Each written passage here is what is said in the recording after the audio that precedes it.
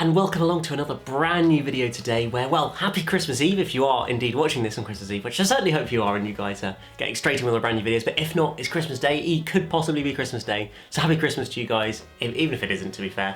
A very happy Christmas to you all. And of course, it's that time of year, it's the festive period, so I can't go without doing some sort of Christmassy related Doctor Who video. And I've realised that I haven't actually done this on my channel before. I haven't covered the Christmas Invasion, the first Christmas special of the new series of New Who, back from 2005. I've never really touched on it at all, apart from briefly in my, I think I did an all Christmas specials ranked video last year, where I briefly touched on it, but I thought this year would be a good chance to go back, watch it again and give a proper big old review of it and just remember how fantastic an episode it is, frankly. So yes, of course, it aired on Christmas Day 2005. I was 7 years old when this episode aired. I can still vaguely remember watching this episode in my grandparents' living room. I can picture sort of the end of the episode and then the next time the coming soon trailer coming after it. I think somebody like clicked off the episode before this trailer finished, and I was like, come on, change it back, I want to see if the Sidemen are in it and stuff like that. I just had this sort of very vivid memory of watching at least that part of the episode back then. So it is definitely a nostalgic episode for me. But even watching it again now, obviously there's the nostalgia there, but I also think it is fundamentally a pretty good story. To some extent, it's your fairly straightforward alien invasion type plot, which obviously has been done many a time in Doctor Who. Aliens invade Earth and the Doctor's got to stop them. And it has got it is that sort of basic idea behind it, I think. But I feel like it's still done in an interesting way, and it's got so many other elements to play with in this story, with it being the 10th Doctor's first episode, it being a Christmas special, having to bring in a Christmassy element to it, bringing back a unit for the first time in this story. There's so many different things that are put into this, which I think actually creates such a good story. So yes, first off, I guess the Christmassy aspect of this story and making it a Christmas special is mainly that it's set on Christmas, or Christmas Eve / Christmas Day. And so there's some peripherals of Christmas trees and Santa hats, Christmas shopping, all that sort of Christmassy sort of things that you see, but Christmas iconography, let's go with that phrase for it, that it's just kind of there in the background. What I quite like that Russell did in this particular Christmas special, at least, is actually sort of have a bit of fun with some of these, having the killer Christmas tree and the Santas that play the musical instruments then are shooting fire out of their trumpets and trombones and stuff. I thought that was really fun and clever to just kind of play on the Christmas special idea and use it, sort of turn a Christmas special, a generic sort of TV Christmas special, into a Doctor Who-y one by having the sort of aliens sort of using Christmassy iconography and things like that and artifacts, which I thought was really, really fun and just a really cool idea. And I'm sure 7-year-old me and everybody watching when they were sort of young kids watching this, it would have been so just sort of fun and exciting, I think, to see a Christmas tree that's spinning around and trying to kill, or well, probably quite scary, but trying to kill Rose and Jackie and Mickey, and also the Santas as well. That just look really, really cool, I think, really effectively done as well. So from that point of view, I really, really like that sort of Christmassy aspect to this. It feels like this one, I know it's called the Christmas Invasion because it's at Christmas, but it feels like whereas some Christmas specials kind of feel very kind of the Christmassy aspect is tacked onto it. I think it's more of a problem in the Russell T Davies era than it is in the Stephen Moffat era. So the next one, Runaway Bride, kind of feels a bit more tacked on to Christmas, I think, to an extent. It does use some of the same ideas that the Christmas Invasion does in terms of killer baubles and stuff like that, but I feel like the fact that this was the first time they were doing it meant you could kind of get away with it, and then try to do it again in The Runaway Bride, it kind of was rehashing things maybe a little bit. But I just think it worked really, really effectively. It gave it enough of a Christmassy feel to be a Christmas special, but I feel it didn't restrict the story too much, whereas I feel like at some point that's been a problem, that the stories had to be so kind of Christmas focused that you can't actually make a good story out of it. It's got to just be a nice self-contained Christmas cheer, easy peasy story. But this actually felt like it was able to achieve a lot of things in it but also kind of evoking Christmas as well. So I was really, really pleased to see that they managed to do that with this story. Now, the other big thing to note, of course, with this story, as I mentioned earlier, is that it's the 10th Doctor's first episode as the Doctor. The only time we've seen, of course, a new Doctor to have their first story on Christmas Day. Apart from that, it's usually been, they've regenerated on Christmas Day, well, certainly has been since then, with 10, 11 and 12 all regenerating in a Christmas special. And I wouldn't bet against 13 regenerating in a New Year's Day special, if there's going to be one or something along those lines, but you never know. But then we've lost Christmas special now, but I'll probably mention that later. Anyway, so that adds another extra dimension, an extra challenge really to this story, to having to write it as a self-contained Christmas episode to an extent. and also being able to introduce a brand new Doctor and sell him to the audience within this story, having all these other elements to sort of cope with. So I thought that was really a real challenge. And obviously Russell takes quite an interesting creative decision to have the Doctor kind of on the sidelines for the majority of this episode, right up for the solid first 40 minutes or so. He has very little involvement or screen time because he's asleep, he's not finished regenerating, he's not ready to sort of help yet, which is quite a bold choice, I think, to give the Doctor so little screen time in his first episode. But just the moment you see him walk out, sort of open the TARDIS doors and say hello, he just instantly feels like the Doctor, I think, and he just has such a brilliant first scene with the Sycorax leader, having this sort of wacky conversation they do, and then the sword fight and everything. He just completely, I think, owns the part straight away from that moment he opens the doors, and it's just that such satisfying, exciting moment when the Doctor has arrived for the first time since he's regenerated. It's so brilliant to see. So I think, as much as it was a little bit risky, and at times you're kind of, I think, probably at the time I would have been sort of desperately wanting to see what this new Doctor's like, and it sort of feels like you're delaying it, and not really giving us that much of it. But I think ultimately it does work quite effectively, and really gives that triumphant moment of the Doctor is going to come and save the day, because people of Earth have tried and they failed and they can't do it, but the Doctor can, and that's why we need him.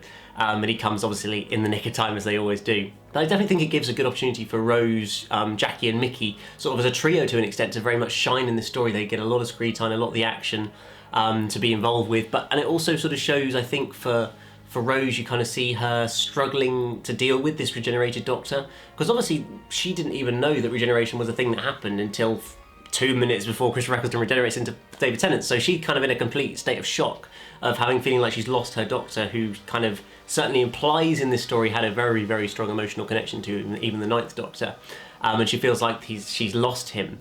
We see her really struggling with that and almost feeling like she wants to give up, and she kind of is not really embodying the kind of things that the Doctor's taught her in this moment. She's sort of having a bit of a sulk, and is just unhappy that the Doctor's deserted her and given up on her and everything like that. And I think it really shows that Rose, I guess, as much as she wants to be like the Doctor and wants to sort of learn more and more and kind of invoke him, she still is human and still has that kind of feeling of frustration and disappointment and goes into that kind of sulky mode. I just thought that was quite a good layer they introduced into this story to just really give Rose that grounded, that she's still a human, she's still not on the level the Doctor and ever will be in terms of being able to cope with these kind of things. And I thought that, I just thought that worked really, really well and gave them lots of opportunity to explore their characters and develop them on screen with a lot of screen time for it. It's really nice to see Harriet Jones turn up in this episode. She makes for most of this episode, makes a great Prime Minister. I think she just makes a really good sort of main character to have to kind of lead the past, this sort of alien-y parts of the story almost, because Rose and Jackie and Mickey are actually completely disconnected from the aliens themselves until much later in the story,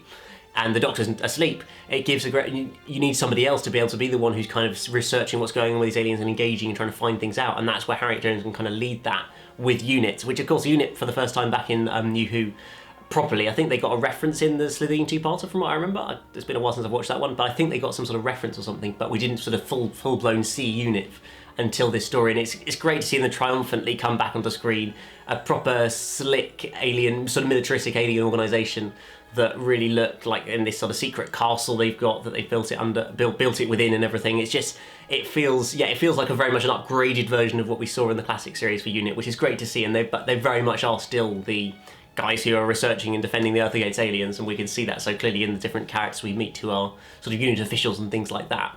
And so I think, it's just a great way to reintroduce something from the classic series, connect it to the main storyline, and sort of use it to be able to counteract the lack of Doctor that we see in a lot of this episode. There's just so many good aspects that work so effectively together to create such a good story. I think it really, really works so well. Looking at the Sycorax as a villain, I think they're really actually quite effective. I think they've only got one story, essentially, this sort of alien invasion-y type story, which they just want to conquer Earth because they do. There's not really that much more to it, to be honest.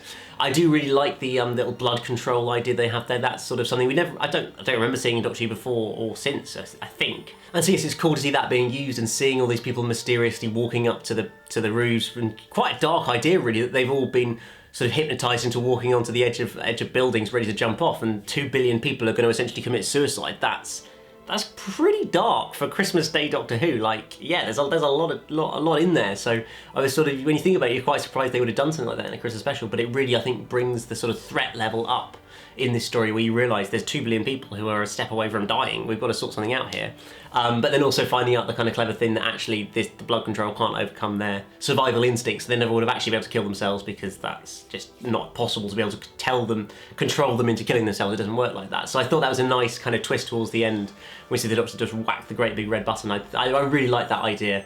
But yeah, it just gave a lot of intrigue through the story as to who these people are, why are they the ones that are being taken up, then finding out about the blood, the whole thing with going out into space for the first time and trying to get a probe on Mars, and just sort of that whole space exploration idea that Earth is sort of setting out into the stars, that we gradually see more and more of, in particular in the RTD era. Well, more alien invasions really, more than anything else, which then kind of makes people have to accept that aliens are around and are here and are coming to Earth, and we've got to stop them or find out about them and everything like that. So I think it just it sort of sets up lots more exciting ideas that are then explored in later episodes as well with this story, which is really, really effective. Of course, the Doctor triumphantly saves the day in the end, which is fantastic. The sword fight on top of the Sycorax ship looks really, really good, to be honest. Even though it's 14 years old and the CGI is not as good as maybe it is nowadays, I thought it still worked really, really effectively, was genuinely really exciting. Seeing the Doctor get his hand cut off and then it grow back again is just a wacky, crazy RTD idea. I love it. The whole 15 hours of regeneration is the magic number when you're still allowed to be able to get your hand grown back again. It was just crazy, but fun, and I love it. And then it obviously sets up some ideas they can use in future episodes with Jack getting the Doctor's hand and all of that stuff that's to come, and even all the way to the series 4 finale. Goodness me, it stretches a long way, that hand, doesn't it? So that's quite fun. And then the moment that he brings down Harriet Jones with 6 words, which is just sort of a classic Doctor-y thing to be able to do, to be able to completely overthrow a government with 6 words that he says to the PM's sort of aide or sideman or whatever you want to call them. Obviously lots of mysterious references to Torchwood. What could Torchwood be, as we would find out in Series 2.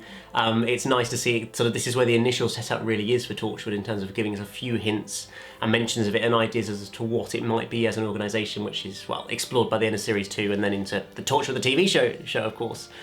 So it's nice to see that kind of interweaved into this special as well. Again, just adding another layer to it that's then explored later on. There's just so much good stuff in this story. Ultimately, there's no denying that, for me personally, there's a lot of nostalgia. Like, I'm not going to try and lie and say I can watch this story and not kind of have feelings of, oh, I remember when I was a kid watching this story and it was amazing and wonderful, and I remember that era and it was amazing. Like, you can't help but kind of, you can't disconnect that, I don't think, anymore, when you've been a fan for this long. It just, naturally, you're going to kind of gravitate towards a very warm and positive feeling towards that era of the show, which is probably the Russell T Davies era for me. As much as I probably sort of like and think that a lot of stories later on, particularly the Capaldi era, are better, I still kind of have that nostalgia, that warmth towards all of these RTD episodes that's never going to wear off, I don't think, and just means I'll always really enjoy them. And that's very evident with this story. And it was the first time that Doctor Who did a proper Christmas special. I know they did Feast of Stephen, I did a video on Feast of Stephen last year, check it out. But this is the first time they properly went big on a big Christmas special. I think Russell didn't actually expect there was going to be one, and then suddenly quite late on they said, oh yeah, we're going to give you a Christmas special now because you're doing so well. And suddenly I had to kind of write that and get, obviously that being the debut story for the Doctor and for the 10th Doctor and everything as well involved there. And it set up such a great tradition which we saw run all the way through to 2017. Part of me, when I watch stories like this, sort of makes me kind of feel sad that we're not going to have a Doctor Who Christmas special this year, and probably not for the foreseeable future. But then I think about some of the more recent kind of Christmas specials, or just think about the fact that a Christmas special isn't necessarily that good. It's more the warmth and nostalgia feeling, which I'm not going to get from a brand new Christmas special with Jodie Whittaker and her fam, or her gang, whatever trashy name you want to call them. You're not going to get that, and so that's sort of why, like, I don't feel that disappointed, despite this nostalgia. I don't feel that disappointed that there's not going to be one this year, because I just don't think that it would be that great, and I'd really enjoy it that much. I'd much prefer having this starting on New Year's Day with a big, exciting opening 2-part story. That's really exciting. Whereas a story like this worked in 2005 and is nostalgic to me, but probably a Christmas special nowadays, I would enjoy it, but maybe not that much that I'm like desperate to have it back. I'm so disappointed it's not going to make that much of a difference to me on Christmas Day, I think. But of course it was still lovely to have that Christmas tradition for 12 years, 13 Christmas specials that we got. This being the very first of them in New Who, and probably one of the best, I think it's fair to say. Even when we had so many more after that, there's very few, I think, that would top this one, just in terms of how effectively it's able to do a Doctor Who story and a Christmas story and a Doctor's first episode as well, to put that all into one story and to really actually make a good one. It's such a challenge, and Russell T Davies managed it, so I really think hats off to him. He did a great job with this story. So yes, that just about wraps things up for this episode, one that I really, really enjoyed once again. Got nostalgia for it, but I really enjoy it. I'd love to hear you guys what you think of it down in the comments below. If you watched it on that day back in 2005, let me know as well if you're one like me who did. I'd love to hear from you guys. If you've got any memories of watching it back then, that'd be brilliant to hear. But apart from that, hit that like button, that subscribe button if you're new here, and well, happy Christmas to you all. I will have a video of sorts on Christmas Day, and obviously we're continuing the 15 days, hashtag 15 days of Doctor Who, so do keep stuck with my channel for a brand new video every single day until I think the 5th of January, so there's lots and lots and lots of stuff to look forward to. But apart from that, I'll see you again very soon for another one. Goodbye!